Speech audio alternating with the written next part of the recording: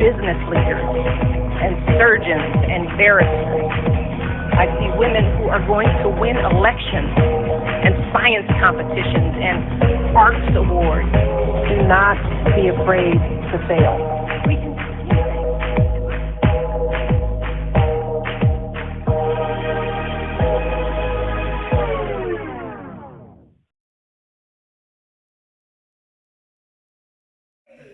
Welcome to our panelists. Welcome to those that are here in person to be a part of this. This is our third annual Minority Mental Health Symposium, and this is my baby. One that was, and that's truly surfaced out of Kenshay and I wanting to be able to give an outlet of healing. Our first symposium actually came in the wake of the untimely death of George Floyd. And we feel and experienced so many things in our community that we wanted and we felt like we needed a safe space to talk about those things. Hence, minority mental health. I think it's important that we all understand mental health, but it hits different when you are of the Black and brown community. So, my baby, we're here for the third annual and we're here to talk about it. For those of you that are new to this platform, my name is Tiffany. I am a licensed clinical social worker by trade and community activist at heart. And truly, after being in the industry for so long, I will not say how long, I just felt like I needed to give more of myself. And this platform, Tiff Talks, was created just as such. I am here today with my partner in crime, my ride or die, the executive talk partner, and she's gonna introduce herself.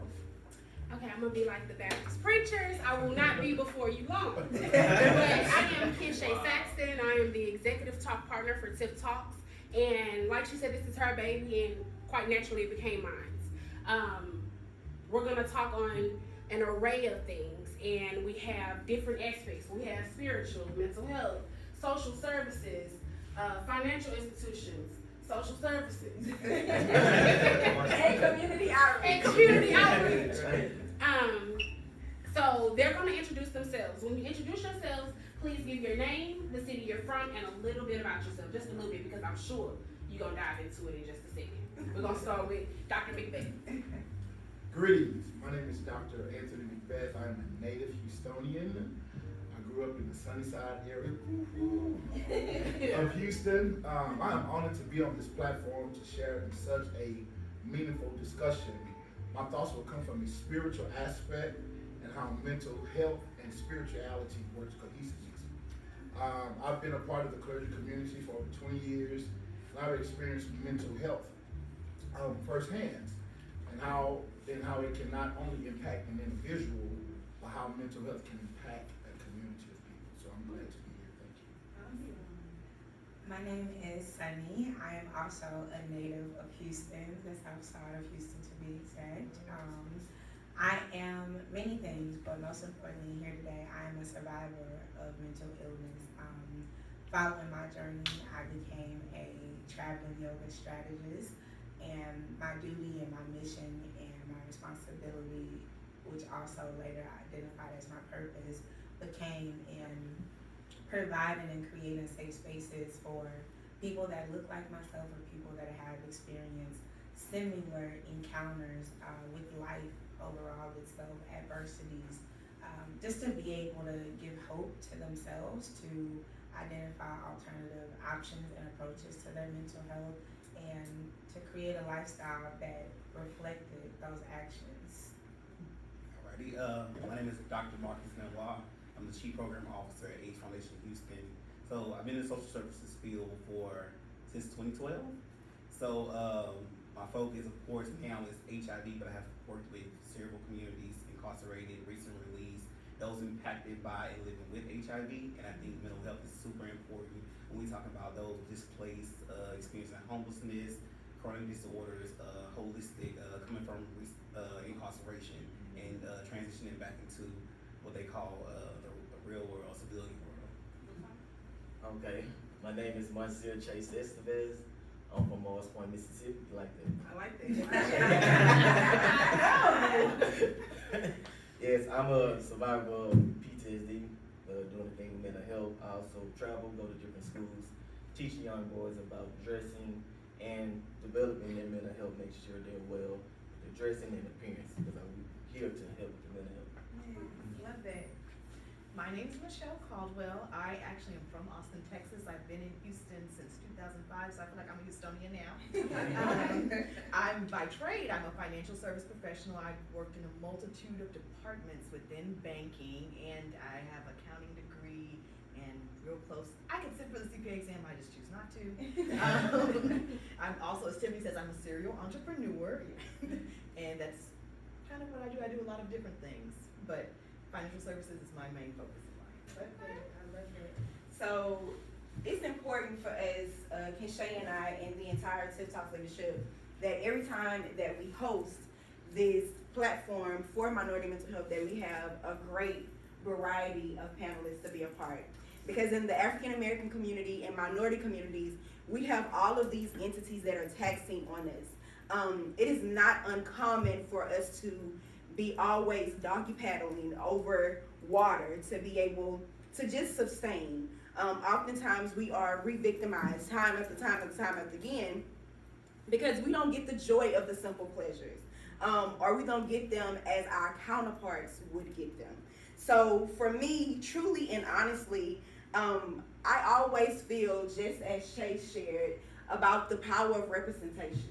Being able to understand how important it is to see what you want to achieve. And we, unfortunately, don't talk about that as much as we should. And the larger picture, when it comes down to representation, is being able to make sure that there are cultural considerations for Black and brown communities. And unfortunately, we lack that. So for me, just to kind of start off this conversation, I always want to trigger and target the stigma. Like, everybody in our culture is, for some reason, bipolar. And that is the label that is so easily slapped up on us. And I mean slapped figuratively and literally, because it's just what it is, a label that we are placed in, or a category that we're placed in, because we may oftentimes have these experiences that we don't know how to truly address or handle. So placing these labels haphazardly, for me, I find that it oftentimes leads to miseducation, misinterpretation, and misrepresentation. So the first question, just to our panelists to be able to initiate today's discussion, is what are your thoughts of masking mental health concerns, and what part does society play in unmasking such? I'll start. I would say my thoughts are on masking it. It's convenient. It's extremely convenient to mask it, because we all know when we mask something, we don't have to deal with it. We don't have to resolve it. We don't have to get to the root. We don't have to create resolutions or solutions for it. The community within itself plays the largest role, I would say. It starts from being a child, the community that you grow up in, the resources that are available, the knowledge and the wisdom that the village that you grow up in around you have access to. And for me, just speaking of the whole bipolar aspect, they labeled me bipolar extremely early, without a plan of action. It was as simple as take these pills, go to bed, go to your room, be quiet. And I was growing up in a community that had no idea what to do with such a diagnosis. What goes on in this house stays in this house. So with me not having education and knowledge on just mental illness within itself, we're forced to mask it. And I think anything that you push down far enough, the outcome of it is better than fireworks itself. So I think it's inconvenience, a huge disadvantage. Yeah, and I'll piggyback off of you. You actually read my mind. So it's definitely unhealthy, but like you said, it's that thing of let's suppress it because what's happening in this house stays in this house. So with that, it's like a domino effect. So if you suppressing it, then you impact those individuals around you. So your environment is the biggest thing. So your friends, your family. So if I'm bipolar and if I'm just having to deal with it, I don't know how to deal with it, the individuals around me, they're gonna assume like, hey, this is how I'm supposed to deal with it. So if that's profanity or just shunning you, or just, hey, don't talk to him today, you know, he on that crazy stuff kind of thing.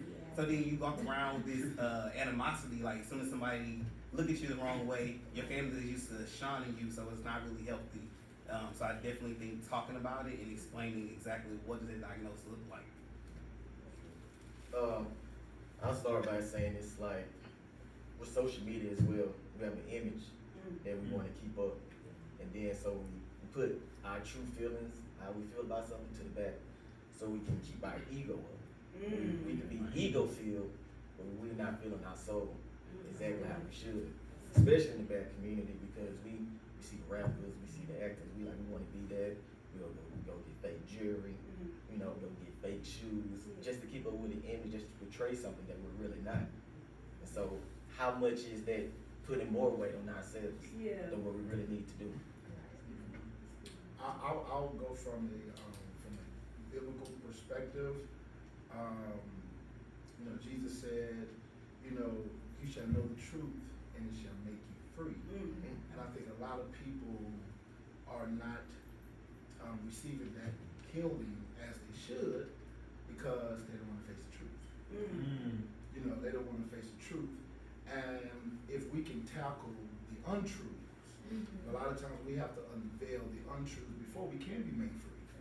And a lot of people are bound because they're covering up the truth. They know that there is a truth, and so they want to keep it covered because they don't want to face it.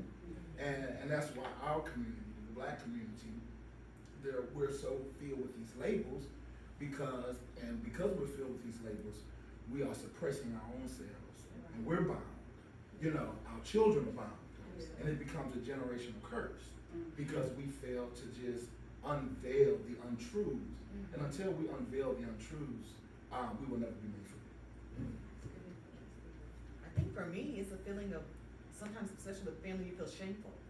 You don't want to tell them, you don't want to tell them that you failed. I'm supposed to be perfect, I'm supposed to be this, this, and this, but we all have struggles, and I think if we talk about it with each other, sometimes you can help somebody else. Like sometimes I may come to you and just say, hey, I have this, this, and this going on. And you say, I've gone through it too. This is what I did to get through it. And I think if we just talk about it as a community and be open, because I think a lot of times too, we judge other people and we don't know what their struggles are. I don't know what your struggle is day to day, but if I talk to you and finally figure out what's going on, I could probably help you and we can help each other just on a day to day. A couple of key words that really stood out to me, of course, was generations, because that is like one of the hot trigger topics on this platform is generations. And how so often when you see a certain generation doing one thing, if we seen what Big Mama did, it was okay for Big Mama, so it's okay for me. If it's okay for Big Mama, it's okay for me, then it's okay for her. So I think, you know, like the panel said, if we just uncover the truth, if we just, you know, have a conversation and open dialogue, they'll reveal not only the help, but the education, the resources, the outreach, that will unmask and hopefully unlabel what we continue to see. Part of this unmasking for me is also being able to understand, like, in our communities, there are truly some things that are out of our control. We deal with systemic racism. We deal with structural racism, structural trauma. And just this year, it seems like every year that we do this is one kind of trigger for me when it comes down to systemic something. So I just so happened to be watching the news and they had a report on the 5th Ward Cancer Cluster. And for me, of course I was aware of it because I've seen it here and there, but not the extent of this large number of people living in, for me, what I would say is poverty, but on the outside, because they have shelter, because they have a home, it was considered that their living conditions were okay. When their water was contaminated, their soil was contaminated, high numbers of childhood leukemia, high numbers of cancer, and they're victims of their environment. And it wasn't until it was a bipartisan intervention or initiative that stepped into place and was like, okay, something is wrong with this, and we need to do something about it. But just imagine, like, how many people had to die, how many people had to experience this, and didn't have a way out. So I think it's important that when we talk about mental health, that those key words of systemic trauma, systemic structured racism. Those are things that are important to me, but not necessarily known to everyone else. So I want to get you guys' insight as to why it's important for Black and brown communities to know and identify with those terms and be able to understand how it ties into their own health. You're always on me first. I don't mind. So I would say for me, coming from a neighborhood where I didn't see that there was anything different or better outside of the world or the environment that I lived in. So I didn't know that there was another option. It's extremely important to know that there are other options, because I listened to a podcast the other day and he spoke about so many people that are in poverty, kind of ranting on about not having as much money or funds. And granted, systematically we don't. However, there's not a difference in like funds that we have. There's a difference in knowledge and wisdom that we have access to. So I think it takes for us to say, this is not enough. And then to explore other resources and other things that are made available in today's world. Now, a few years ago, I can understand, 10, 15 years ago, it wasn't as accessible. But the system that we have today is the system that we've always had. And I think at some point, we do have to hold ourselves somewhat accountable and say, if the system won't change, where I stand as far as playing in this game, like my stance as a player has to change. And you have to make it your responsibility to teach yourself, to teach your family, to teach, the generations coming up after you, because the reality of it is the system is not going to change in the time frame that we may desire for it to, but that cannot be our only focus. We have to focus on, with what I have today made available to me, what can I do different? There's so many things that we don't know and so little that we do know, and that part of it has to be our responsibility. We have to know, like, systematically what's going on, what's not being made available to us, and what is available that nobody ever told me about. I didn't know anything about yoga being an alternative approach to my mental health. I didn't know anything about therapy being an option. I never heard of anybody going to therapy or taking other approaches to their mental health and physical wellness. So I think systematically we can stay focused on that for years to come, but in the meantime, what you have like right in reach, what can you change, what can you control? And that's important to teach yourself and your village and your household and your community, because if we can't beat them, we join them and then we change it. Love that. I like that. Yeah, just to add to the social services side of it, so that's what we look at when we talk about the bubble known as the social economic. So within that bubble is you, and then around it is your community, the church home you belong to, your families. Like you said, changing it. Don't just do as mom did, don't just do as dad did, or just don't do as your friends do. You actually have to get out and see, okay, what avenue can I take in order to help myself? Yeah. Versus, okay, well, the dude next door down, what he did, he just turned to substance, and what happens is you get a substance abuse problem on top of mental health, and at that point, you're treating two different things, and you just don't really know which one to treat first, because you're like, well, when I use substance to help me out, at the same time it triggers bipolar, or whatever other mental health that you're diagnosed with. Right. Yeah. I feel this, we have to evolve with time. Like, I can't raise my kids the same way that my mom raised me, because it's different times. The 90s was crazy growing up, because my mom, she's a school teacher, so she drilled in me this. I was able to take that because I understood where she come from, what she was teaching, because I went to all-white school when I was young. So me understanding that, my mom tell me, you can't let them feel that they better than you. So I went in with an aspect, I want to make sure I get the best grades out of anybody there. And I was appreciative of that. That helped my mental health when I was younger. But then also trying to teach my kids like that same way, they don't respond to that. We gotta understand, growing up in the hood, we're raising suburban kids. So their way of interactions is different. Yeah. I also understood that whenever I started going to therapy for myself solo, and then for me and my son, just understanding how he sees, like how he views me. Yeah. You know, we have to interact, we gotta listen to our kids as well, because they dealing with things, you know, as black parents, sometimes we just go do this, go do that, and then come back and sit down. Well, how do you feel about this really? What's really going on with school? What you really feel about yourself when you're just chilling? You know, because we drill so much to where we forget the love aspect sometimes, or the simple care, like, I care for you, I love you. A simple hug every day can go a long way. I don't want to leave this house without giving you a hug.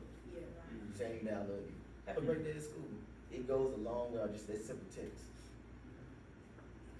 I think another thing that we need to talk about is, as we being professionals and we have grown maybe out of our communities, maybe to suburbia, we need to come back and give back to our communities. Because it's people that don't know this information, and I get a lot of times people that come visit here that don't know basic financial services information. I know a lot of people that are unbanked, that don't have a bank account. How do you think you would operate? Any of you all without a debit card or without, how do you even operate? Especially in today's world, all you use is Cash App. There's no way for you to financially get better and to actually improve yourself if you don't know what options are made available to you. There's a multitude of options of housing, grants, all kinds of things, but if you don't actually talk and get to the community of people, because I feel like in our community, especially like inner city communities, we don't like to talk about money. We don't like to talk about mental health. So if we discuss with each other and just create that outlet where we can have more information, and I make a point to give back to people. Sometimes I talk too much, but I feel like it's important to give people information on financial services because I'm passionate about it. Let it be that way. I guess a few things that you said was know, define, and identify. I've been teaching for I've been in education for 18, 19 years, and teaching teachers how to lesson plan. I always tell them, you plan your lesson on how you want your students to receive your lesson. You know, and so children are gonna always look at how you present your lesson. So, and I said, always use words that make them learn. Okay, use words like define, use words like identify, so they can make a connection. Use words like know, meaning having the understanding and having the knowledge. And when those words are subtracted out of the lesson plan, then you have a lost plan. You have a lost plan because you're not giving the kids an opportunity to understand. You're not giving them an opportunity to define, figure out how to get into the word and find out what the word is, or find out what is the meaning of this and how does this operate, and identify how to make a connection. And when we take those words and those terms out of our community, when we take it out of our families, out of our friends, when we don't have the knowledge and the understanding of each other in a relationship. You know, a relationship can't work if you don't know the person. You know, a relationship can't work if you don't know how to identify with the person. A relationship can't work if you can't define that person.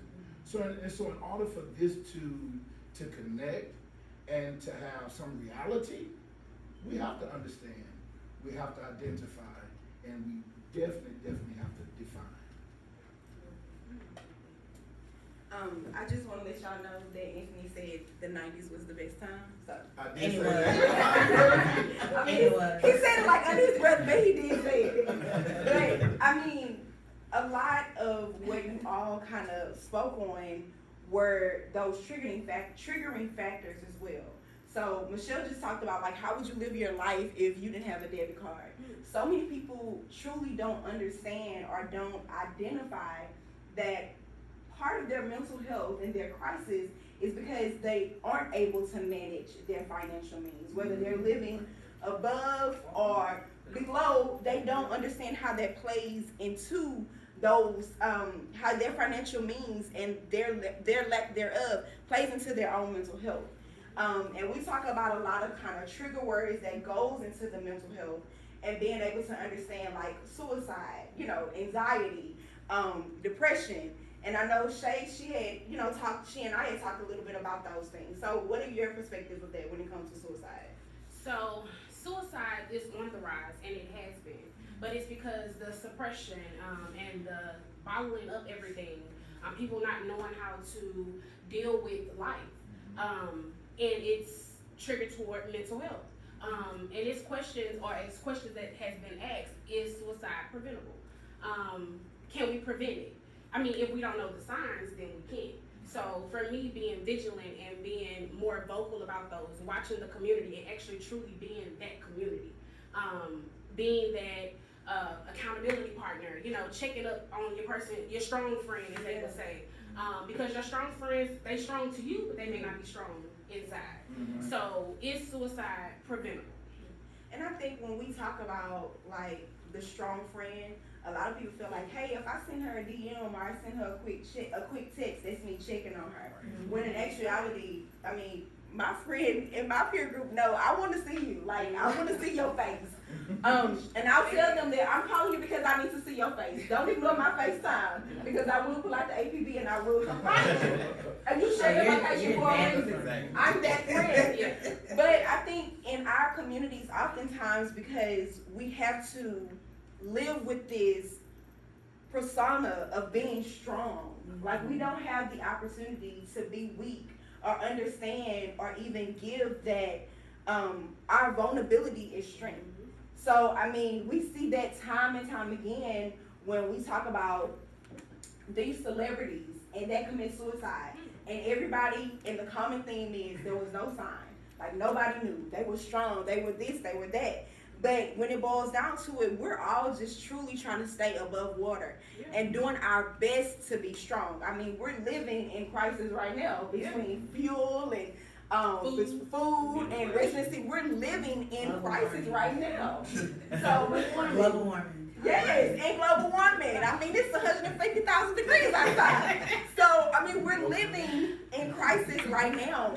And when it comes down to suicide, you know, the statistics will say, oh, the suicide rates have decreased, but they've decreased in other communities, not in Black and brown communities.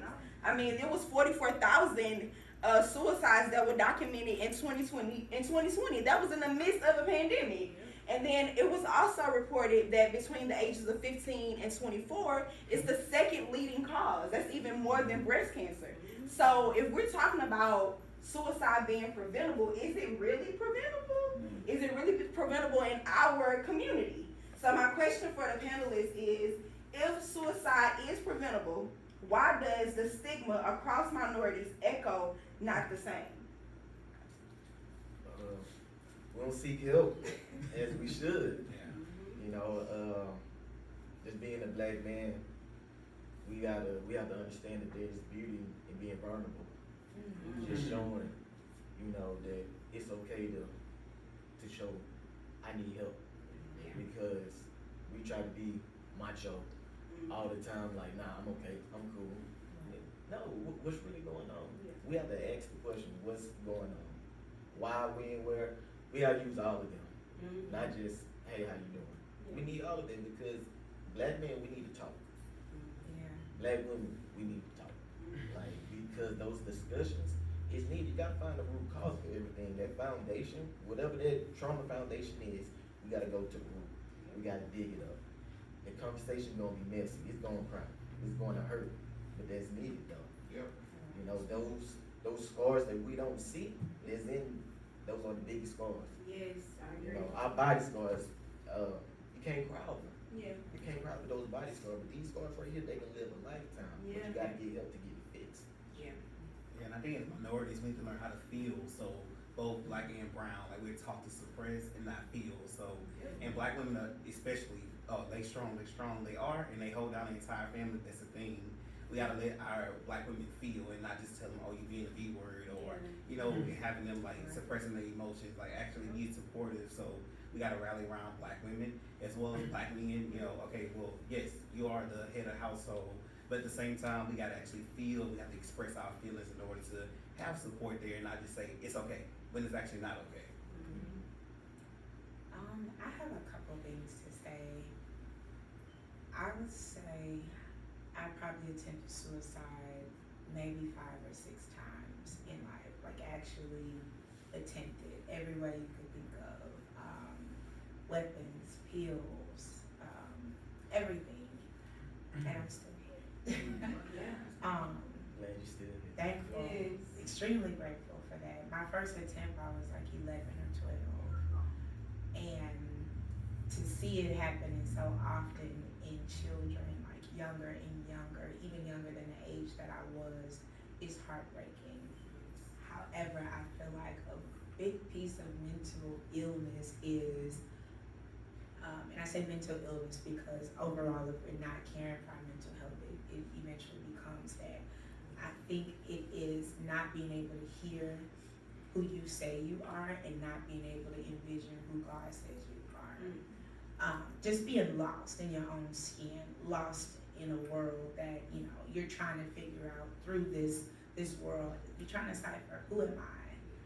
They told me to be this version of myself yesterday. Now today, that's not good enough. I need to be a different version of myself today.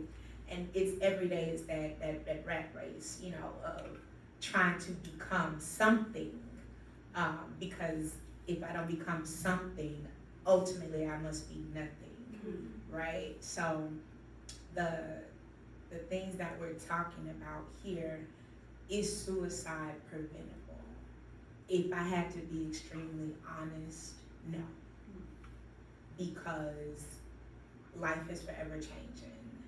And there's going to be some village, some dynamic that is either not provided the resources or is not going to be willing to explore the resources to give a generation a chance. It's our responsibility, and I think as much as we talk about, we gotta talk, we gotta be vulnerable, we gotta be transparent. What we don't wanna do is be responsible for creating safe spaces to be able to be and do all of those things. If it's not the turn up, if it's not, oh, your big win, or if you didn't just go pull up a new foreign, or if you didn't go and achieve something that society told me was a win in life, I'm not willing to go the extra mile until it's too late. Now it's too late. We have to be proactive in our communities. We gotta be proactive with these children because society has allowed, and hopefully I don't offend anyone, but society has allowed and given the option for parenting to be a lazy job, right? For a village to be a lazy village because there's a lack of trust now. Not just at the thought of my neighbor is not the neighbor that can discipline my children, but at the same time, I don't even trust my own decisions 100% in today's timing of how I'm parenting or loving on my village, so I couldn't dare trust the next person to do so. So I think we have a greater responsibility when it comes to seeing our children, you know, take this as their route out. No, we can't prevent them all. But you can create the space, you can be proactive, you don't have to wait until there's suicide conversations to go have therapy. It's like a vehicle, as long as it's in use, there's always gonna be maintenance that's required. You don't need to wait till the motor blow off to say, I think I should go to the mechanic, you know, sis. When that light came on, we knew, you knew, but now it's too late. So that's what I would say. It's not preventable, but if we can be proactive, we can for sure see a decrease and a turnaround on this whole thing. I'm thankful to still be here. So there's other people that have a chance if we create the opportunities. And I think I'll go a step farther with that when we talk about creating opportunities. I think so often, for those of us that do create opportunities, and when we don't get the response, and we pull back.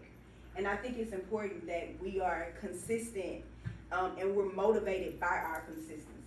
Because you may not get the response from your sister or your friend and saying, hey sis, you need help the first time, but seeing and them showing you that they're struggling over and over again, and not saying, well, that's just gonna be her.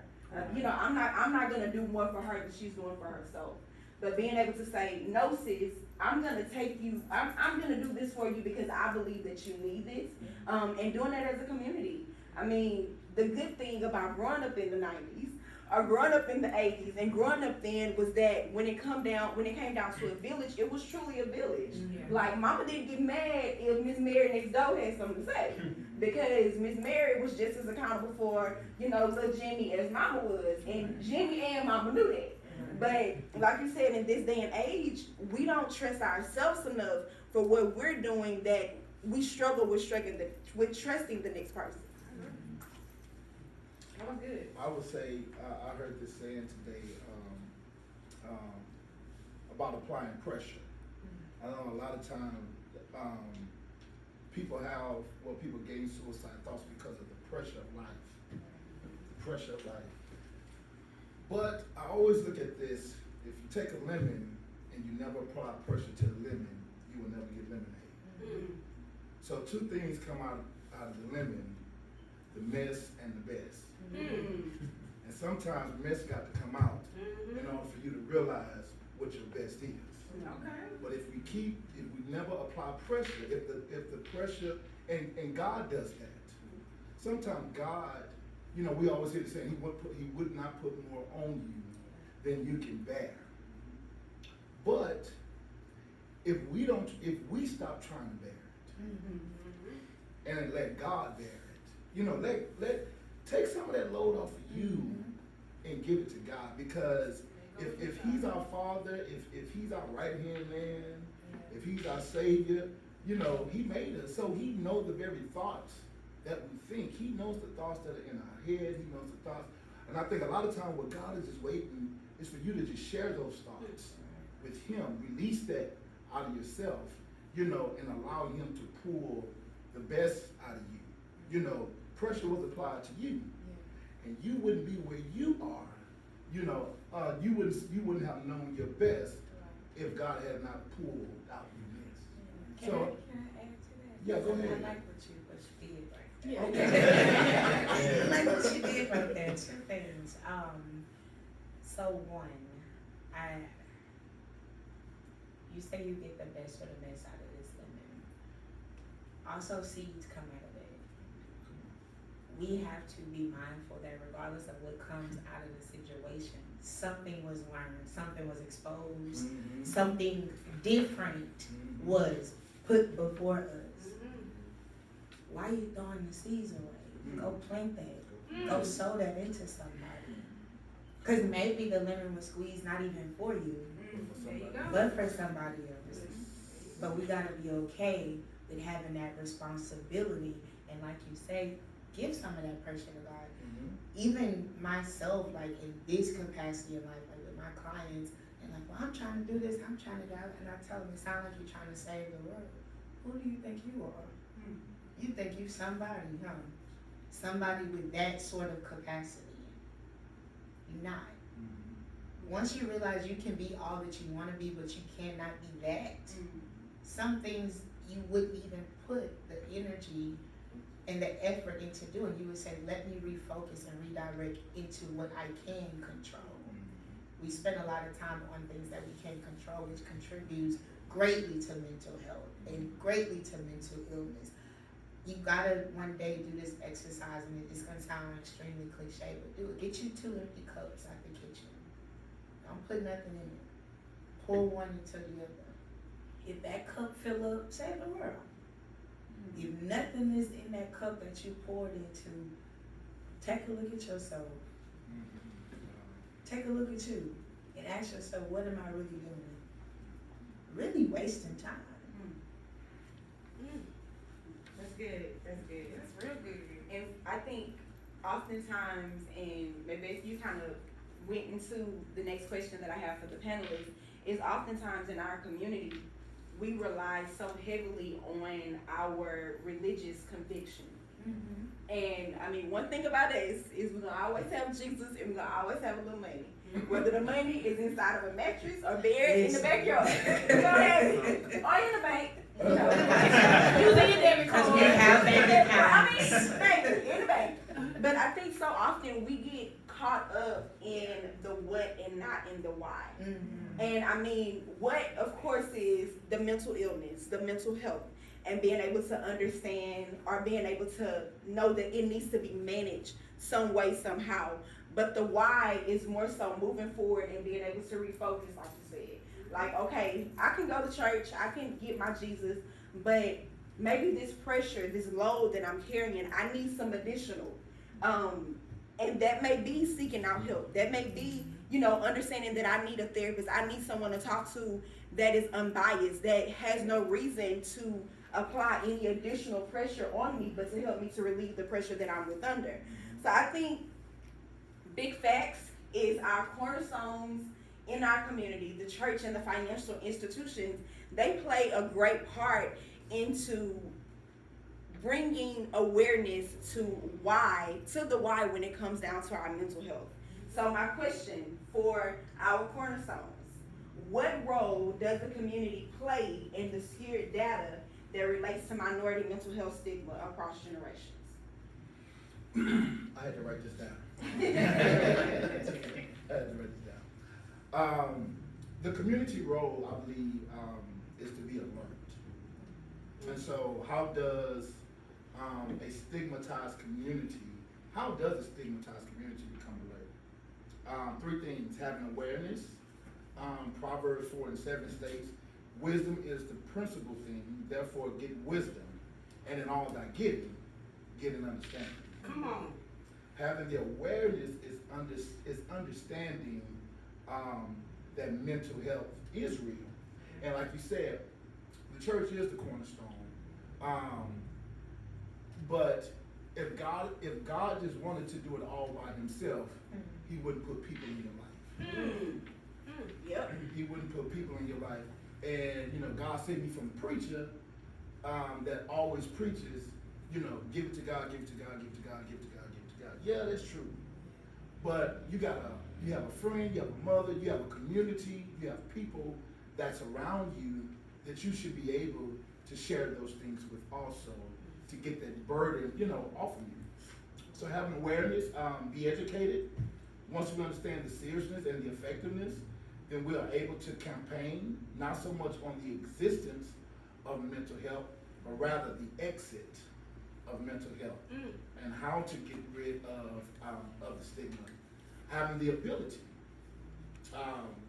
James 2:20 says, even so faith, if it had not works, is dead.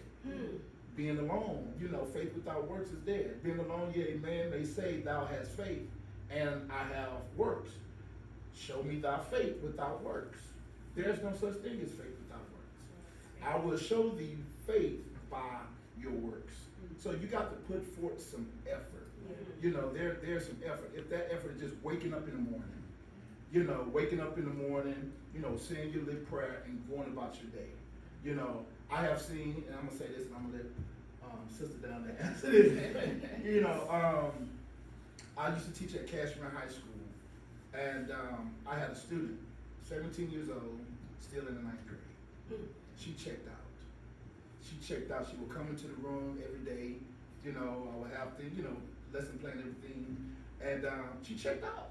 I'm not doing it. You know, I'm not doing it. You know, so at first I didn't want that energy in the classroom. You know, and you know, I'm just trying to get the room right. I got 16, 17, 18-year-old people in here trying to graduate.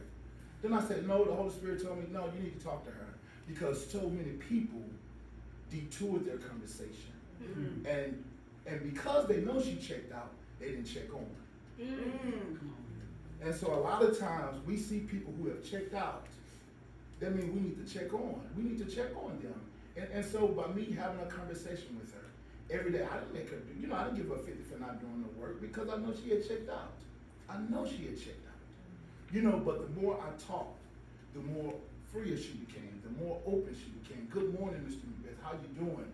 Because I started developing that relationship and that connection with her. 2 or 3 weeks down the line, she started getting her work folder and started doing an assignment. I said, okay, a assignment is better than no assignment at all. You know, but I believe in the community, we have to be alert. We have to see that those things are happening and it's real. Yeah. So my conversation is going to be something to tell people to stop doing stuff. So, in our community, we're stigmatized of big mama, everybody, you have a house. Not everybody needs to have a house in the financial community. Some people need to rent. And you're stigmatizing people saying if you don't have a house, you're not successful. If you didn't do this, you're not successful. And then also for these kids growing up, which I deal with a lot in the branch, going to college. Going to college, that's the sign of success. You graduating with a degree. But you don't talk to these kids about these student loans they're gonna have when they get out. I have friends with student loans, $200,000 for 30 years. They can't get a house. They can't do anything else. You need to talk about things that maybe some kids don't need to go to school. Some kids may need to get a trade or be a business owner. It's unlimited income when you're a business owner. But it's something that you have to talk about with your kids and give them options. I think that a lot of times as Black and brown community, we're not given options as far as there's other things other than going to school. It's just you go to school, you get a house, you get this car, you get all these forms and all these fancy, you have all your chains and stuff, but that's not the true measure of success. I think as I've grown older, for me, the true measure of success is the freedom I have with my time, the time I have to mentally decompress, the time I have to spend with my family. It's not always about the money. The money's nice, it's great. I would rather cry in a luxury car than cry elsewhere, but I still would like to make other people understand that you need to give people other options other than just school, having a house, and just all this stuff. Stuff doesn't matter. Even in financial world, it matters to a sense of you investing money and making more money, but it doesn't matter in the long run in your mental space. And I think we need to, you mentioned the cornerstones, like we should definitely hold them accountable with including mental health and health in general. Like I'm in the HIV field, so we do a lot of work with religious groups, and they allow us to come in and do HIV testing. Some churches, they don't talk about, HIV is Black women is the leading for the HIV in the nation actually. So heterosexual Black women, heterosexual Black men, and gay Black men. But in the churches, it's like, okay, well, give it to God. They're like, okay, but you need to give it to a test so you can find your HIV status. Or give it to a therapist so you can get diagnosed the proper way. So we also have to hold people accountable that, okay, if you're going to come to my space, I'm going to give you the word, but I'm also going to bring the resources to you. So meet people what they are. So if mama is forcing you to go to church and you're 18, 19 years old or 17 years old, having the resources there. So after church, you have a health and wellness there. So individuals can get checkups, even blood pressure, all those things like that. Yeah. So those are the spaces that actually have the resources at those spaces. For me, I would say, speaking of cornerstones, stop allowing them to define the people within. I grew up in the church right across the street, so my grandma had me in every activity that there was. All of them, okay? Drill team, everything, you name it. But since I've become a yoga instructor, I will have people of churches wanting to work with me, bring me in, introduce it to children's church, introduce it to the teenagers, introduce it to, the congregation. And then there's some that grew up with different beliefs, and it's like, oh no, she's doing yoga meditation. She's practicing something of the devil. For me, with the cornerstones, what's important is that we stop requiring everybody to agree with everything that's written, because what makes sense to you may not make sense to another person. They have preferences, and what works for you doesn't work for them, and it obviously doesn't work for you if it ain't working. So I would say it's important to be inclusive in these cornerstones, because we're in a different age, a different time, a different generation, a different way of learning. We have to reach and teach our children in our community in their language. We're so stuck on people needed to hear and receive based on how we deliver, and it's like, in order for us to see a change in our cornerstones and our systems and our communities, we have to learn to be bilingual. So just the way you speak is not the only way that people comprehend and understand. So if they're not receiving it in that way, they may receive HIV testing if you bring it to the church, because that's what I know. I know the church. I identify with the church. It's here, it must be trusted, it must be safe, it must be necessary. Yoga, meditation, mindfulness, breath work is at my church. I trust my village, I trust my community, because they've allowed us to believe that this is the only place that God is going to, cover you. Bring it into the church. If you feel so differently, we bringing the church to it. We have to go outside of what we've been used to all these years in order to reach. We can't just leave it on, okay, we reached 2 of them, that's enough. No, it's not anymore. It's not. Because the 2 that you reached may not even been the 2 that was that far off. They were just considering suicide. It's the 2 that you've never seen, or the 2 that's helping you in children's church, being an assistant to the pastor or to the drill team or the usher team that really can't wait till they get out of church because they plan to do it today. So we have to be inclusive. We have to create the space. We have to bring it into the church and say we're determined to reach our community, reach our children, reach our families, or even just let them know that there's an option here available so that they can feel better about it. So that our seniors can be a little bit more open to these things, because not only are our youth our priority, we still have seniors that require us to go out and obtain and retain this information and these resources. They are still our responsibility. I'll go even a step farther when we talk about bringing it into the church. Being able to hear and see my pastor prioritize mental health on that platform, for me, is also normalizing it and saying that it's okay. It's okay for me to know that, I can prioritize my mental health. I have no, excuse to not get an HIV test if it's here and I'm already gonna be at church waiting on 3:30 service.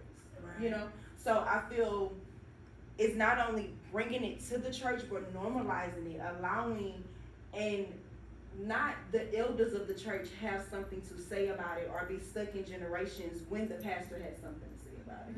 I think the best place to be able to speak about these heavy hitter topics is over the pulpit, because everybody is going to listen. I mean, they may not hear you, but they're going to listen. And when it comes up to them, if they're having a crisis or if they're in turmoil, then they can, let me go back to what Pastor Brent said. If you want to tie a scripture in it, then tie a scripture in it. That's what works best for you. But knowing that it's okay and the resources available, that's what matters. And then we have to realize that Sunday morning, people going to a building, they're not going to church. The church is the people who are going inside the building. And when they leave that building, they're going out to different communities. So it's about the church, us, going out into the community and bringing those resources back to the building, so that people can, so it can be a safe place and a safe space for people. And and I guess as we're moving on and these things are becoming normalized, churches are now catching hold to it. And if they're not catching hold to it, Lord help them. But people should be catching on to this, because you don't know what people are going through when they sit in those pews. You know what I'm saying? You don't know what people have done the night before or what they have dealt with that week.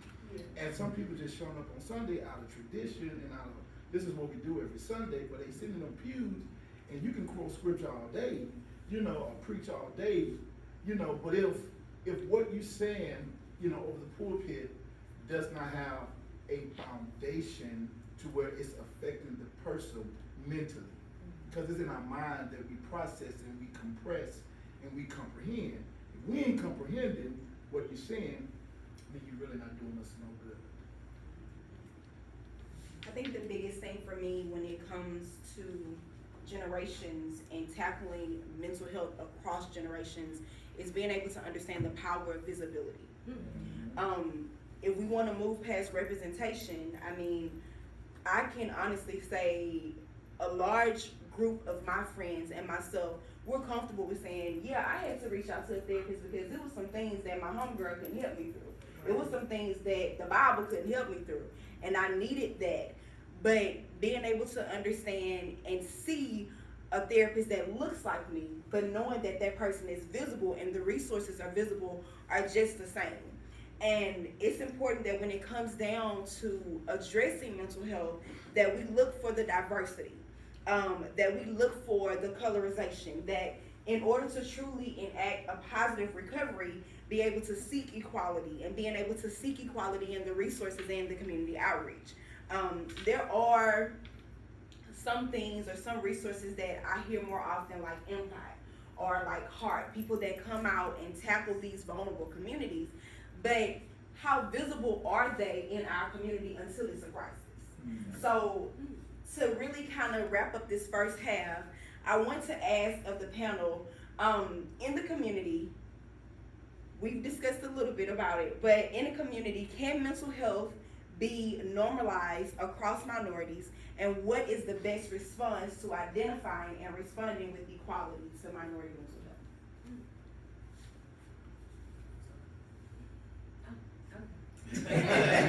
We're back on schedule. I would say in our community, our greatest weakness is our strength. So with identifying these mental health issues, one is be okay, and I think you mentioned this earlier, be okay with your strength being defined of weaknesses. Like, be okay with that, right? Beyond that, I would say be aware. You mentioned that. Be aware beyond your understanding of what it looks like.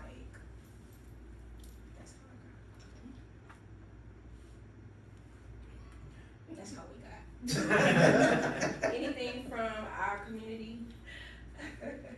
I feel like we have to put people more in places, as like myself, like be more to schools, you know, just to be there, just having simple conversation with the kids, because that's really needed. You know, sometimes they can't talk to their parents, or not, I shouldn't say can't, but sometimes they're not comfortable with it, and sometimes we tell our biggest secrets to strangers.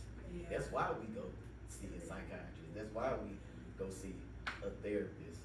No, it's needed, because I feel like I can reach a young man better, because might be closer to his age than his father is, or his grandparent. So just invite us out more. And then want it bad enough. Yeah. We'll fight for an extension of food stamps. We'll fight for another stimulus. We'll fight for hello. We'll fight for the last plate at the cookout. We'll fight over a game of Uno. We'll fight just because, if we need to. We won't fight for the things that we claim we want so bad. Like, ask yourself, write it down every day. How bad do I want it? And that's when you could be real with yourself. Sometimes we don't want it bad enough. Mental health and seeing these changes, we don't want it bad enough. Because if we did anything we want, our community, our culture is so strong, y'all. Yeah. We the live, I'm just saying, we the livest out there. Yeah. We the what? Yeah. We the baddest things out there. Come on now. And when we want something, guess what we do? We go get it. Yeah. We go get it. Ain't nothing with birth in this body could stop us when we want something. We don't want it bad enough. I'm telling you, we don't. It's not the people in the game that we need to be mad at. It's us for not getting in the game. Get in it. I like that. Get in it. They not gonna make the game easier. They not gonna send out no cheat codes with them stimulus. You know why they'll keep sending the stimulus? Because that's all that y'all will fight for. That's it. They ain't expanding the budgets on schools to bring in people like myself or like this young man, right? They not expanding the budget because we won't fight for that. We fighting because your teacher talked to my son some kind of way. So, So, we don't fight for it. We don't want it bad enough, and as much sympathy as I have and empathy as I have, I'm not gonna do it for you. I can't at the end of the day. I could pour into you, we could pour into you, we could put an intervention team together and pull up every time. If you choose not to live and have life, it's a choice and it's a decision. So we gotta fight for it every day. Ask yourself and be real with yourself. And if you can accept, I don't want it bad enough, then build that adrenaline. Go get it. I think also we need to encourage our children. I remember when I started in banking, there was nobody that looked like me in the bank. Nowadays, when y'all go to the branch, y'all see more people that look like y'all? Yeah. Yeah, because it's people, we went out to the community and we're like, hey, y'all can be bankers. Yeah. You could do this. It's not that hard of a job. You could do this, this, and this, but we have to encourage these kids to get out here and do other things than, you know, we steer them towards certain degrees or certain tracks. You don't even have to have a degree to be a banker. You don't. You don't have to have a degree to work in the bank. That's You just, really, I think it's networking, more networking than it is knowledge, but I've learned knowledge over time, but. You know more so what it is too? Confidence. We don't instill that enough. Anything that we learn, we've been taught, right? So if I wanted to be a banker or be anything else, if I have a village telling me that I'm good enough, I'm worthy, I'm worth it, and I can, guess what? I'm walking in there like God sent me in there himself, and y'all gonna teach me what it takes for me to know to do. And the thing is, they'll teach you. They Other will. communities will teach you They how to will, do the they job. know that you know They know you that work. you have customer service skills, you're nice enough. Hmm. We can teach you how to do it. We can teach you how to sell anything. Right. But you have to be in here and ready and Yeah. willing, ready to learn and willing to sell something for me. Right. And just me networking, how many people have I referred to you and said, hey, I can send this person to your podcast. Just me talking too much at work, sending them off. But they're all different things. Like I have friends that I started with at telephone banking, which is a job I don't think any of y'all would ever want to have on the telephone with people upset about NSF fees, not sufficient fund fees, for those of you that don't know. I have friends that are community reinvestment managers now. So they're going out into the communities and doing these philanthropist events and talking to people, going to schools and opening bank accounts. I have friends, I'm actually an underwriter now, which means that I'm the one to say yes, no, or maybe if you get a mortgage loan. So I can probably give you a lot of information, but you have to be willing to talk and receive that information. And just, I can help you get onto banking. You just need to come to me and say, hey, I'm willing to work, I'm gonna show up to work, I do what I need to do, but you have to just make the choice. Can I say something? You said earlier, like God won't put more on us than we can bear. When it comes to mental health or financial resources or anything that we can have or possess, when we put like a cap on our bearing, we deprive our own self of these things, right?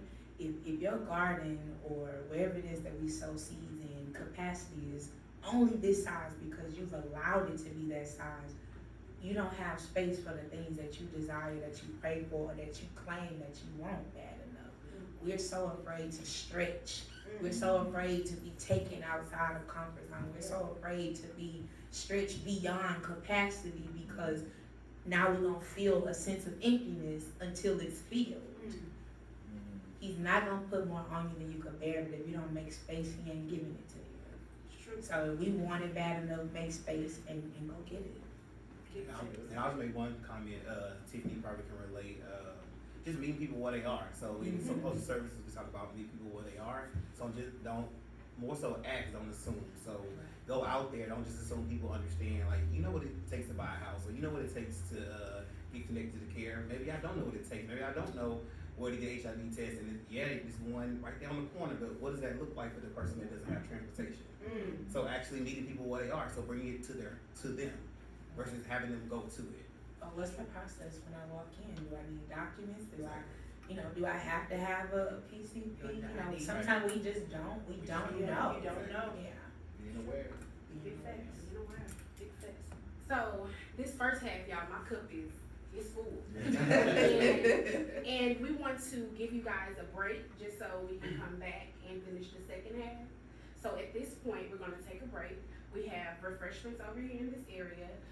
You can go as soon as you would like. and we're gonna do a giveaway first. Chase is going to do our giveaway. Hey. That's what I'm trying to put the kids on payroll. What I need to do? Y'all giving out gas cards? I actually thought about that, so y'all. Which Chase? Oh, that Chase. I won.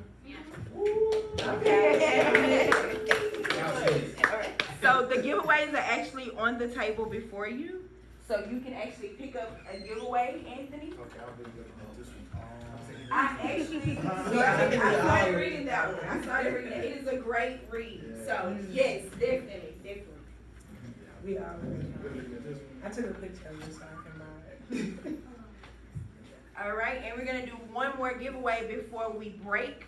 For those of you, I see a lot of people that are streaming. Thank you guys for joining us. We are actually going to pause the streaming and then come back for our break because the break will be about 15 minutes. And it's to be able to give our panelists some time to get some water, some time to get a snack, because we've been having some real insightful conversation. We've been saying some gems. I mean, we talked about lemons and seeds. We talked about the 90s. I mean, we done talked about a lot of stuff. So, Alrighty, you guys, we are back for our second half, and I am back before you, but I'm not before you very long. But we had time to recharge, and we pray that you guys did the same. Grabbed your drinks, your snack, because we sure did. Shout out to Sophie's. yes, For the right, lunch. And the good snacks that we did have back there. So coming back from all of that, Tiffany's gonna take us home, baby. Take us home. So the first half we talked very heavily on the stigmas, talked a bit about identifying and defining key terms and how those things tie into our health, but also understanding the power of representation, the power of visibility, and creating opportunities and safe spaces to not only keep the conversation going, but do something about it. We talked very heavily on moving past the what and challenging the why, and that is beyond the cornerstones of what church may bring to us, but being able to identify that there are resources out there and tapping into those resources. So the second half is always kind of like the feel good portion of it, so that we can really challenge how we are going to apply and address those things. So kicking off this second half, I think it's important, as we've discussed during the first half, what it means to truly align. As a community, we've understood, yes, there are resources out there, but we need to bring them into the church. Yes, there are resources out there, but we need to make sure they're have colorization, that they're equal, that it brings about an opportunity for us to be able to tap in and identify those things and define those things and be okay meeting people where they are, whether that's in the church, whether that's in the school, being able to understand we have to meet people where they are. So with that, it's in our best interest as a culture, as a community, to be inclusive across the community and across these beautiful Black and brown faces that are representing different entities on today. So my question is, how does the community align with assertive action for minority mental health concerns?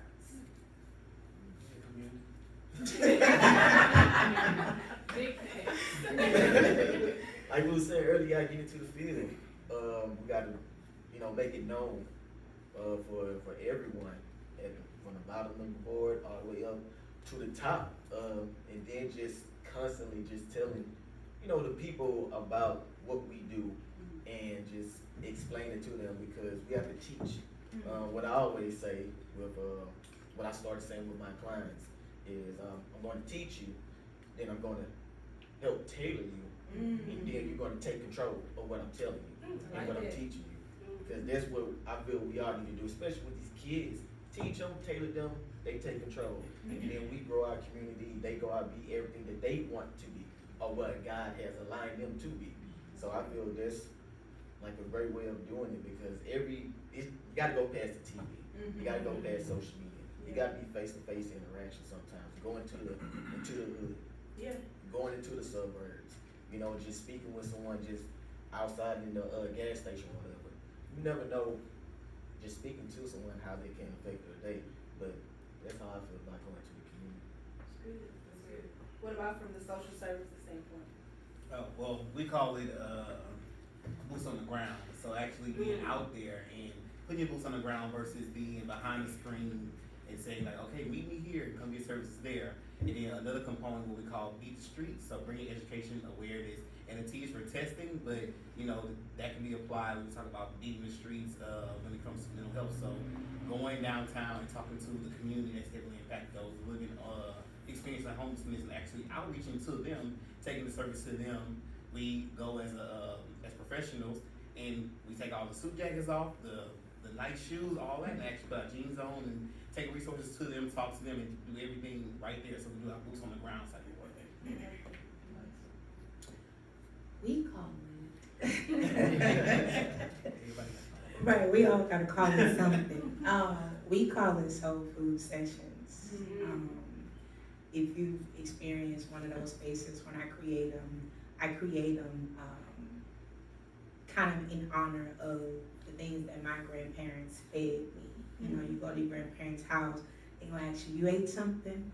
When they fix a plate, they not just putting food on it, they done prayed over it, they done spoke to God on your behalf, they done did all these things in order to fill you up beyond, physical and tangible food. But alignment in the community looks like intention. It looks like get it in the field, like he just said here, creating those field days. I haven't seen a field day happen in I don't know how long. I haven't heard a friend or anybody say, I'm going to a family reunion in I don't know how long. I have one this weekend. You got shirts for us? If you want some, then cutoff is tomorrow. I put it on Facebook today. I told them cutoff's tomorrow. I gotta put my order for my shirt in because we don't. But we have to create those spaces and create or redefine the dynamic of a community instead of just calling it a community, because nothing about it feels like a community anymore. So the alignment looks like accepting what is, understanding what is not, identifying where we're trying to go, and then defining what those steps look like to get there. Anything from the spiritual aspect? How do we align to address assertive action when it comes down to migrating as well? So I think the community aligns best by its strengths. And I know we talked about the cornerstone of the community, but we forget about our neighbor. Our neighbor, and I know we talked about, Miss So-and-so that stay next door, Miss So-and-so that stay across the street. Back in the day we were going through the 90s. We didn't have cell phones to be playing on. We couldn't watch TV all day. We had to go outside. We had to build relationships. And I wanted to. When I came home from school, I wanted to ride my bike. I wanted to go to the park. I didn't want to stay in the house. And this generation, they got me in the house all day long. But I'm grateful for that because that helped me mentally. Especially being in school all day, and no telling what happened in school and all that kind of stuff. But coming home was a reset, and being able to go outside because everybody in your community didn't go to the same school. Right. You know what I'm saying? So being able to go outside, ride my bikes, being able to see Miss So-and-so, being able to go to the Cool Cup Lady house. Yeah. You know what I'm saying?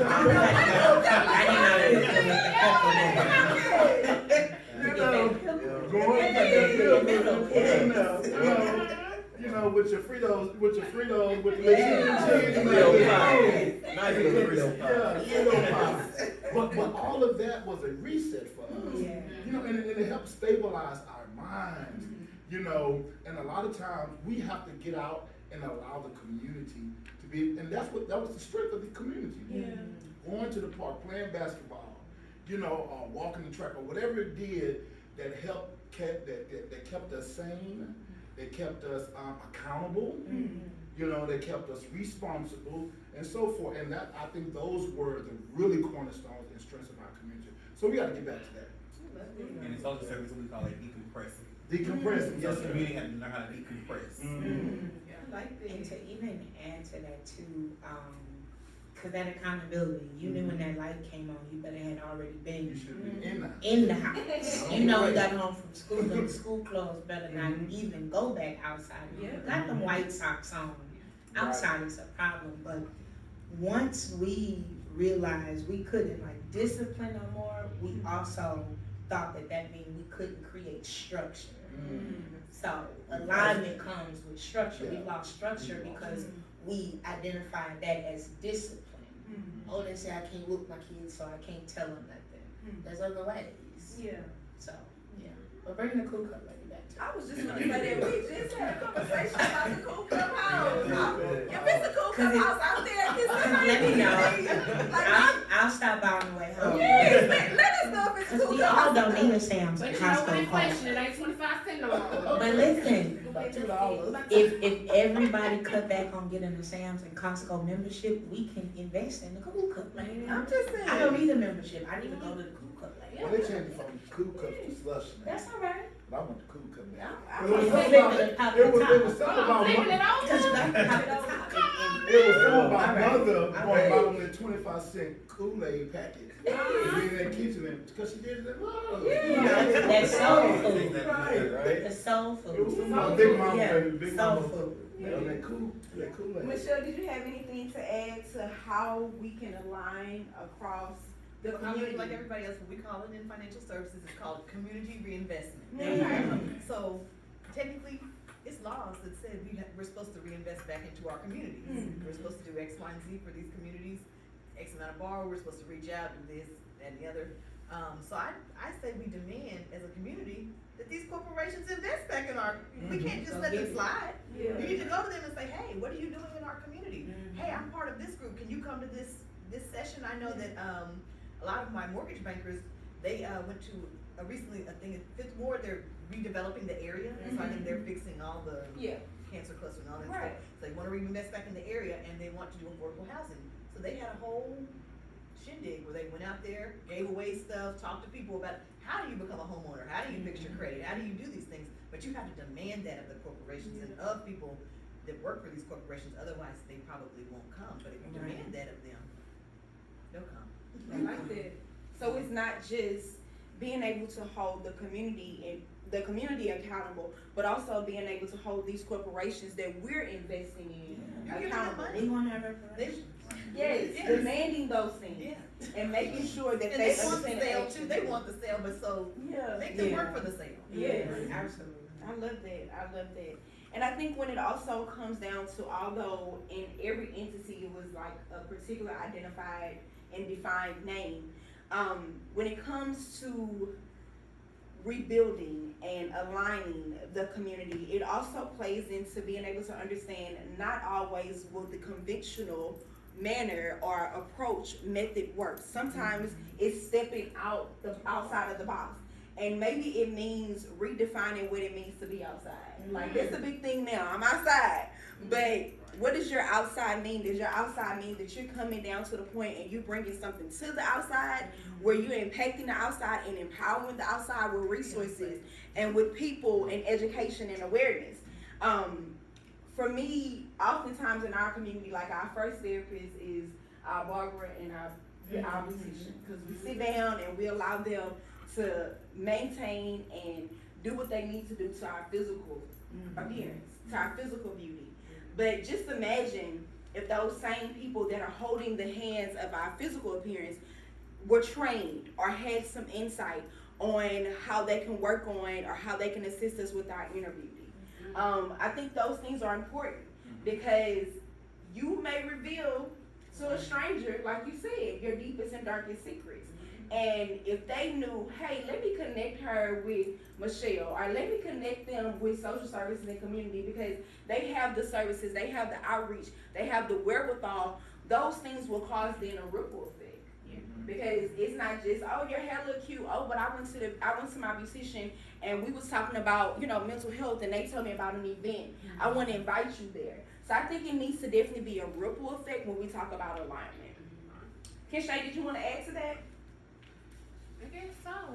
I'll add to it. So being assertive in doing the works that needs to be done. Don't be silent. Speak up when no one else is doing it. Be the change that you want to see, and do the things that you want done. Boom. So in talking about the approach, after participating in today's event, what are you guys' thoughts about conventional versus unconventional targeted methods to combat the stigmas associated with minority mental health? And what will be your own call to action that you hope to bring to the community? Me first? Everybody got scared a little bit. I told him I was gonna call him out. Oh, you want me to lead this out? You can lead. Go ahead. Well, for me, I just want to be super active, like every day. If I could go out to a school or to a community somewhere every day, just let my face be seen, understanding I'm a black man that's in a suit, tailor-made suit. You can look like this, you can talk like this, you can be who you are. There's no shame with being you. You don't have to live up to expectations of what other people try to put on you. Yeah. Like, be you. I just want to be a voice, really, and then to lead. I do wrong, but I will admit that, you know, so I'm trying my best to lead any young man that wants to be led. And I'm doing that through God. Through God. Yeah. In the way that you are speaking through it. I like that. I think for me, it would be more just talking, like me and you have a conversation all the time, and like, hey, let's talk about this and stuff, you know?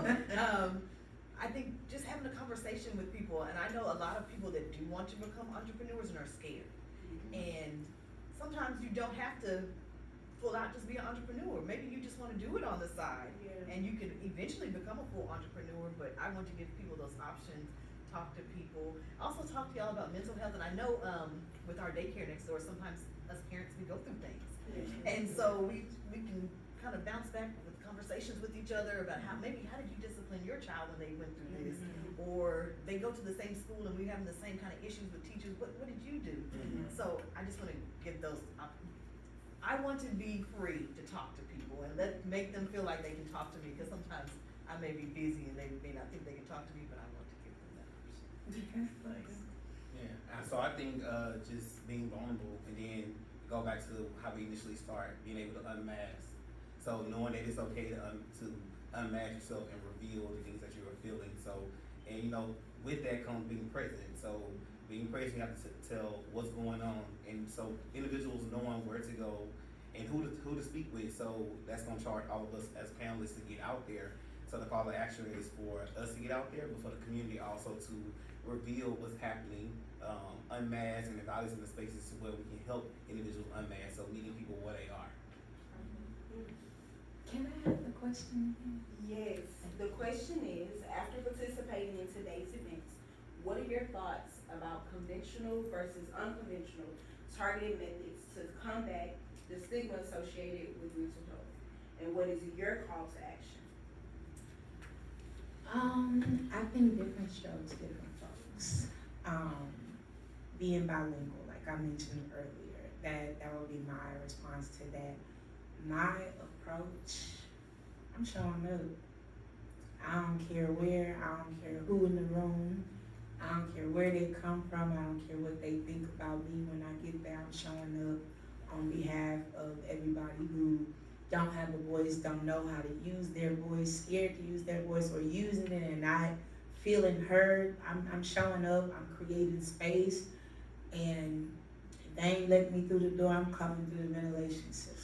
So that's who I am, and that's what I do, and I do it so strongly without any regrets or any fears, because I've been there, I've overcome it, and we gotta get away from trying to get over stuff and be okay and be equipped to get through it. So that's my approach. I'm showing up to a neighborhood near you. I'm going into their neighborhoods and I'm inviting y'all and saying, I got access, come on. Yeah.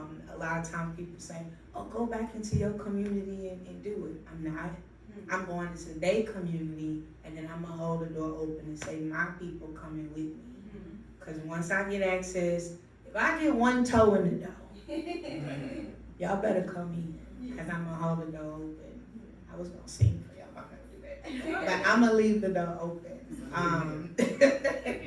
And on one, no, I'm just kidding. That's gonna continue to be my approach, to ask God to instill me with everything that I need, because it does take a lot for any of us to sit up here and do the things that we're doing. It takes a lot to teach something so unknown to people, you know, that have been limited and restricted, or that are ignorant or reluctant to learn. It takes a lot. So I'm gonna just keep asking God to instill in me the tools and the resources that I need, keep giving me the confidence and the strength and the courage to walk in and say, how y'all doing? My name's Sunny, and what we overcoming today. Like, let's do it. And that's it. And I'm gonna keep asking y'all how bad y'all want it. And that's my approach. Unconventional, conventional, we have to get beyond the conventional. Get beyond the brochure, get beyond the commercial, get beyond the pamphlet. And when I saw the question, when you emailed it, I always I thought about Paul in scripture, and when he was having this conversation with the Corinthian church about how to treat their neighbor. How to treat our neighbor has become unconventional when it should be conventional. You know, and this is, and when I went to the scriptures, it's 1 Corinthians 13. Paul said, if I speak with tongues of men and do not have love, I am only a resounding, clinging cymbal. Love is patient, love is kind.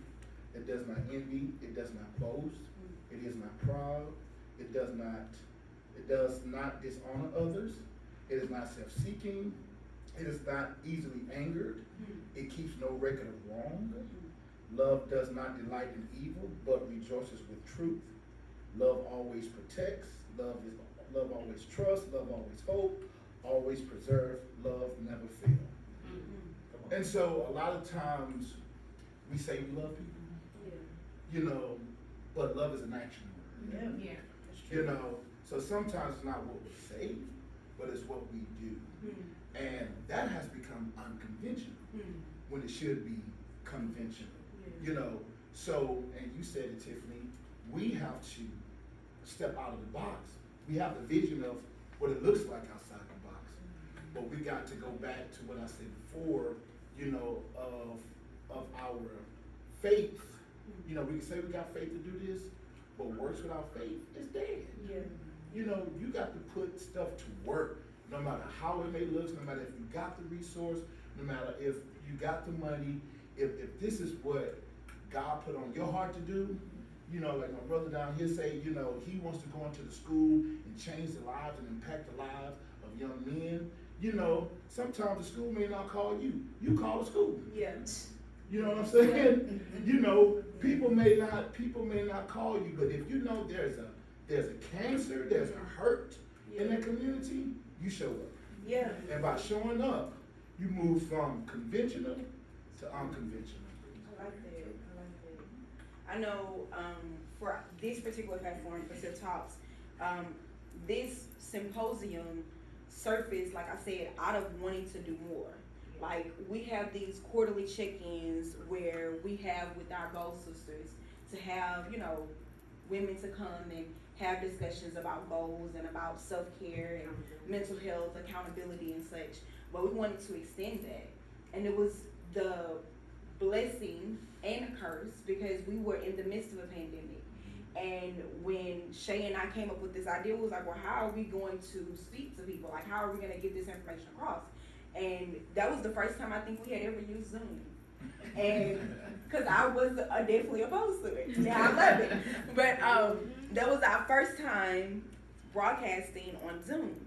And we had so many views in that 2 hours, and people messaging us and saying how they enjoyed the conversation, how they wanted more of it. And now it's an annual event. And we were just talking how, like, every year it's a different, it gets bigger, it gets better, the panelists gets bigger and better. And I mean, for me, this is just one small token of what we're able to do. And my call to action is to be able to come outside and do more. So we have it in the community at an event space, but come outside of the event space and have it in the parking lot. So people that's driving by, they can see what they doing over there. You know, let me stop by. Let me see why they have the tents and they got the cool clips. Like, you know, something like that. That's the whole church method. You know, you put the cones in the street so everybody can slow down and see what's going on the inside. I mean, on the outside where you are. And if we have them shirts, they gonna wanna be a part. They're on shirts too. Cause shirts, they gonna want a shirt. So I think for me and for Tiff Talks, where I stand and my call to action is redefining what coming outside is and be able to bring the inside outside so people have access. Inside out. I like Inside that. out. I like that. And mine will be, you know, being more proactive, being more vocal about just checking on people and doing the things that needs to be done. So be the change that I want to see. So we're wrapping up. Shay, you're gonna take the tail end. So today was a great day. I think I have enjoyed each and every one of you guys, and we want to thank each and every one of you guys. But as we do for every show, we give a takeaway. Like, what was something that stood out to you that you're going to take away from today's event? For me, I think, you want me to talk now? My takeaway, I think is, like you said, it's not one size fits all for everybody. Right. But showing up and just keep showing up. Keep showing up. Even if somebody doesn't want you to show up, that may be the person that you actually need to show up for. Right. So, and checking on all my strong friends. I think sometimes I'm the strong friend, but I want them to check on me sometimes too, but that's okay. I'm still gonna harass y'all. For me, just the respective ideas, the viewpoints of each one, I loved it. Just understanding finance and then bringing it back to spiritual, you know, and they'll understand about the suicide, because I really didn't know about that. You know, that enlightened me, that makes me want to do research. And then the social work, and as Marcus does, I'm just glad that I was here, and then just have a better understanding so I can be able to reach others. I'm a sponge today, so keep it.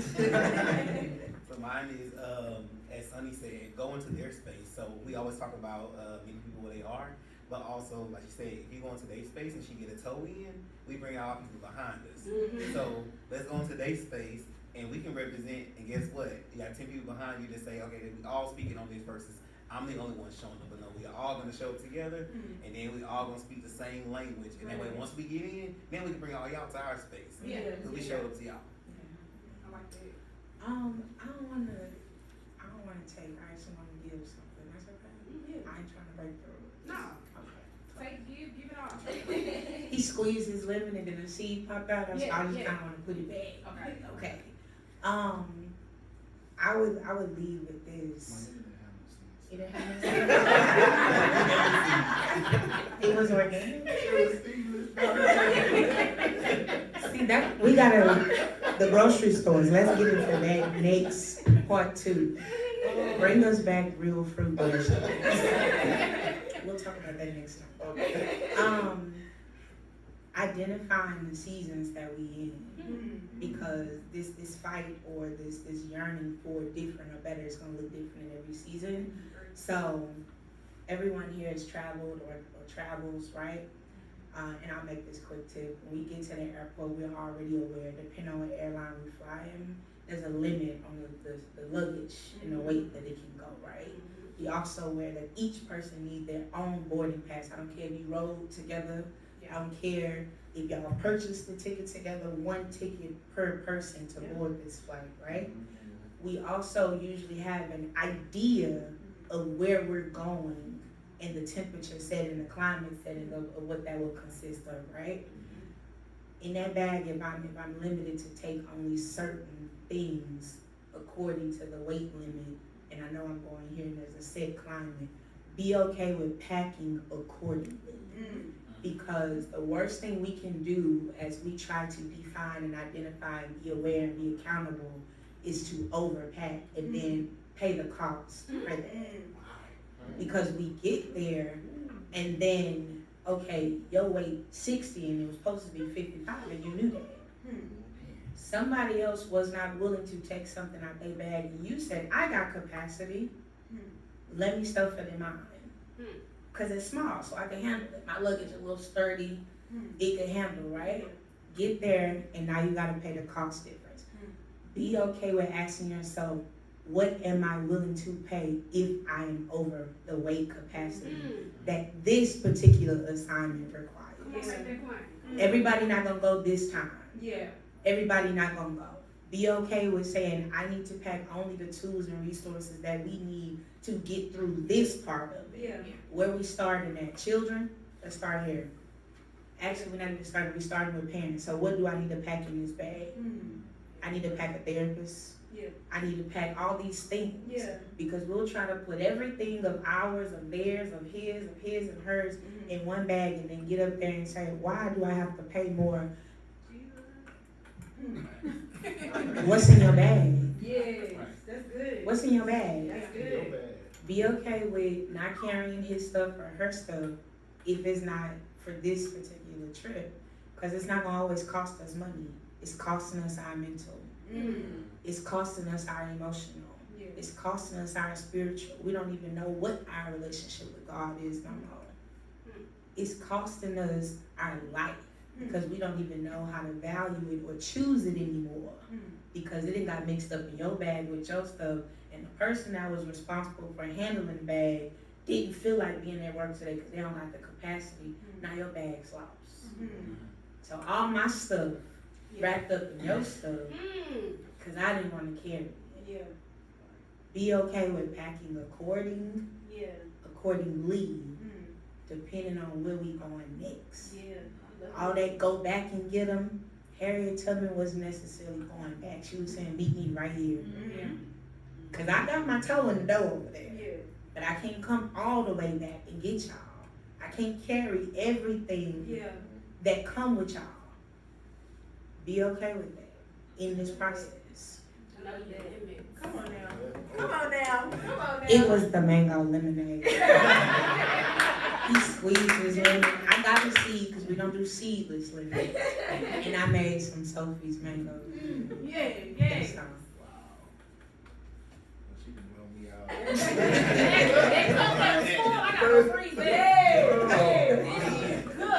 My goodness. So I guess my thought is, and what I'm taking is that mental healthiness provides mental wealthiness. And I think everybody deserves, we all deserve to be healthy mentally. You know, not only just healthy, but wealthy mentally. And I always go back to the scripture. When Jesus was in the Garden of Gethsemane, he was faced with a cup. And Jesus didn't want to drink from that cup. He did not. Matter of fact, you know, the scripture kind of give us the light end of it, but Jesus had a real heart-to-heart conversation with God, and was like, bruh, I don't want to go down the cross. I really don't want to go down the cross. First of all, I'm scared because I'm a man, you know, and I don't want to do that. If Jesus can have a conversation with God, and really he was having a conversation with himself. He was talking to himself. He was telling himself what he didn't want to do, but he had an assignment to do it anyway. And so I say, a lot of times mental wealthiness causes you to talk to yourself. And I mean, have like some really, really deep conversation with yourself saying, I don't want to do it. And it's okay to tell yourself you don't want to do it. It's okay to tell yourself you want to do it. It's okay to have those heart-to-hearts, the heart-to-hearts with yourself. And a lot of times, those conversations, if Jesus had to have those type of conversations, what makes you think we don't? We don't. And a lot of times, those heart-to-heart conversations, not only will it give us grace, but it'll give us peace. It'll give us peace. And, you know, scripture also says that, you know, the peace of God surpasses all understanding.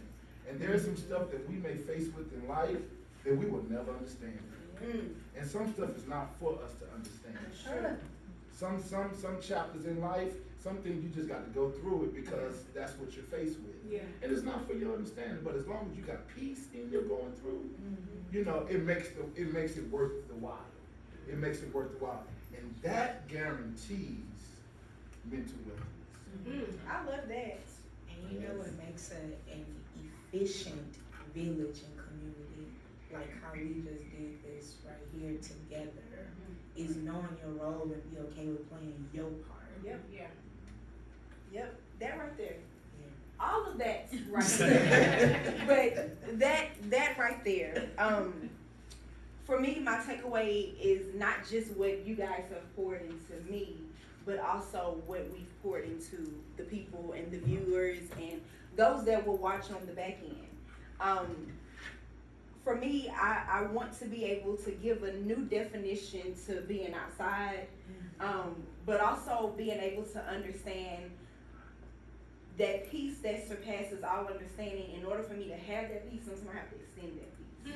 And extending that peace to another person is understanding that I have to meet people where they are, love people the way that they want to be loved, and sometimes loving that person is gonna hurt. I mean, it may hurt you and it may hurt them, but we gotta think about, like you said, the best coming out of the mess. So, for me, being able to show up, be consistent, remain consistent by my motivation to know that what I'm giving of myself is going to impact someone's tomorrow, and that may be what they need to get to the next season in their lives. This was good. This was real good. Any takeaway for you, Shay? My takeaway was everything. I was that sponge. I mean, my cup is full. Yeah. And I'm gonna put it on ice because I want to keep on for a little bit longer. Okay. But I want to be able to pour into others. So just like you guys poured into us, I would love to pour out into others. So it's good. That's the takeaway. Well, that wraps up this year's 3rd annual Minority Mental Health Symposium. I want to just thank our panelists for being a part, for being vulnerable of yourself, for being, for just like being a part, for being present. I'm big on making sure that people are present.